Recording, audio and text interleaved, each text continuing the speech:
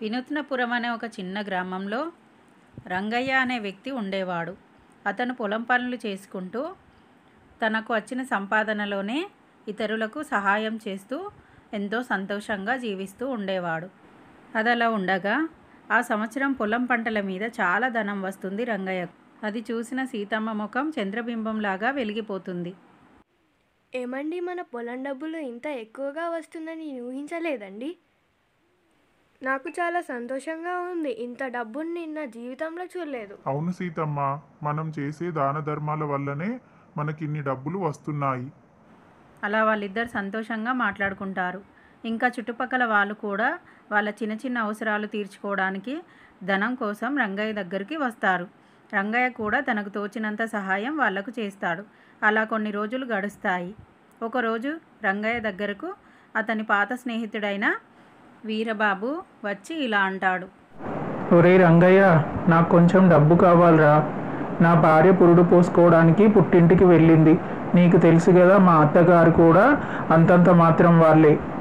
అలాగేరా, నీ భార్య పురుడు పోసుకోవడానికి అంటున్నావు కదా, ఈరోజు సాయంత్రం ఇంటికి వచ్చి నీకు కావలసిన డబ్బు తీసుకెళ్ళు అని అంటాడు. చెప్పిన విధంగానే ఇంటికి వెళ్ళిన తర్వాత వీరబాబు వచ్చి డబ్బు తీసుకొని వెళ్ళిపోతాడు. అతను ఆ డబ్బులు తీసుకొని ఇద్దరు స్నేహితులతో కలిసి కళ్ళు దుకాణానికి వెళ్తాడు. అక్కడ వాళ్ళ స్నేహితులతో ఇలా మాట్లాడతాడు. ఆ రంగయ్య గారికి బాగా పిచ్చి పట్టింది. అందుకే డబ్బు నీళ్ళలాగా ఖర్చు పెడుతున్నాడు. 2 మాటలాన్ని పొగిడితే చాలు, ఎంత కావాలంటే అంత చేతిలో పెడుతున్నాడు.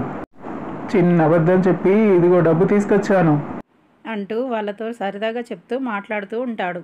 అదంతా గమనిస్తున్న సుబ్బయ్య, ఏంటో ఈ రంగయ్య ఇలా చేస్తున్నాడు అంటూ వెళ్ళిపోతాడు.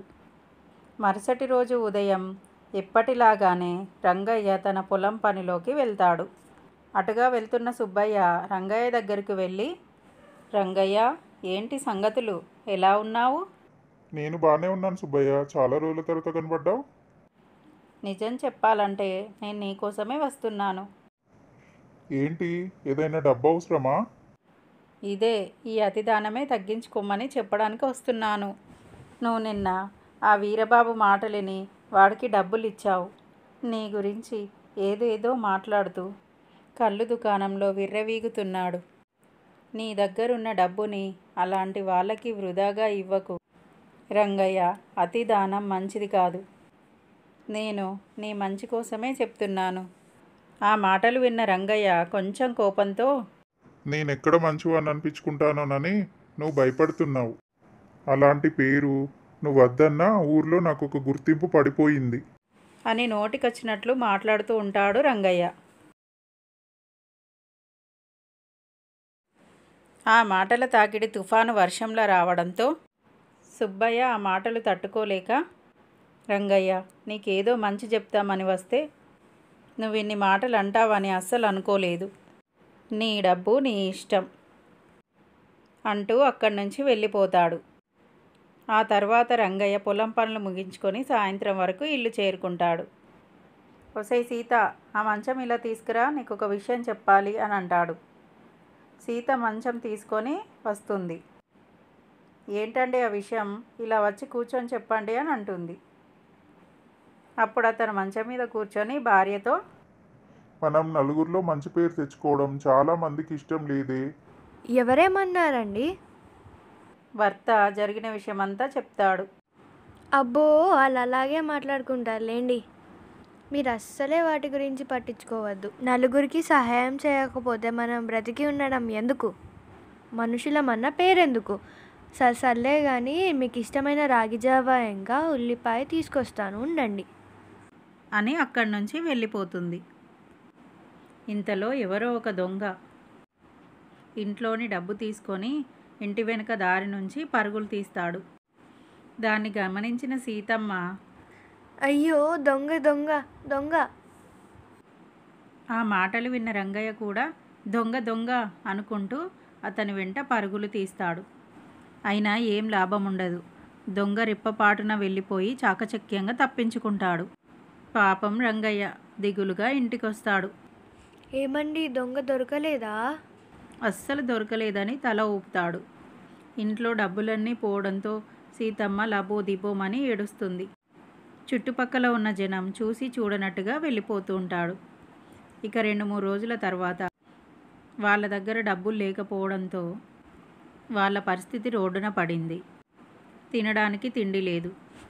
నేను ఆకలితో పోయేలా ఉన్నాను, ఎవరినైనా డబ్బు అడగండి. సరే అని పక్కింటికి వెళ్తాడు రంగయ్య. రామయ్య, ఓ రామయ్య, ఒకసారి ఇలా బయటికి రా. ఏంటి రంగయ్య ఇలా వచ్చావు? నా పరిస్థితి నీకు తెలిసిందే కదా. కొంచెం డబ్బులు అవసరమైంది.